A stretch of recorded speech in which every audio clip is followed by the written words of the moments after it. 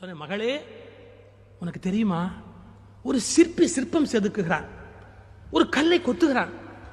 கல்லை கொத்துகிற போது உள்ளே இருந்து ஒரு சிற்பம் அழகாக வெளியில் வருகிறது. அதை கடவுள் என்று உலகம் வணங்குகிறது. உண்மைதானே? ஒரு முருகன் சிலை பண்றான், ஒரு அம்பிகை சிலை பண்றான். எப்படி பண்றான்?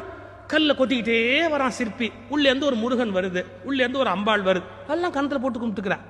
நான் என் பொண்ணுக்கு சொன்னேன், நல்லா தெரிஞ்சுக்கோ, உள்ளே இருந்து முருகனை கொண்டு வரல, அந்த கல்லில் வேண்டாத பகுதிகளை சிற்பி வெட்டி எறிந்தான், உள்ளிருக்கிற கடவுள் புலப்பட்டது.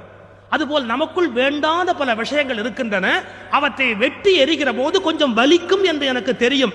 ஆனால் உன்னில் இருக்கிற தெய்வம் வெளிப்பட வேண்டும் அல்லவா? எனவே நான் சிற்பி, நீ சிற்பம், உன்னை செதுக்குகிறேன், உனக்கு வலித்தால் நான் என்ன செய்ய முடியும்? அவ அடுத்த வார்த்தை சொன்ன, கல்லுக்கு எவ்வளவு வலிக்குதுன்னு உளிக்கு தெரியுதா? கல்லுக்கு எவ்வளவு வலிக்குதுன்னு உளிக்கு தெரியுதான்னா நான் பதில் சொன்னேன். பெத்தவங்க தெரிஞ்சுக்க வேண்டிய வார்த்தை என்ன? மகளே, கல்லுக்கு எவ்வளவு வலிக்குமோ அவ்வளவு உளிக்கும் வலிக்கும். இன்னும் உளி வலி இல்லாம அது அடிவாங்கி கொத்துது. இந்த கல்லை இப்படி காயப்படுத்த வேண்டி இருக்கிறதே என்று உளி கண்ணீர் விட்டு கொண்டுதான் கொத்தும்.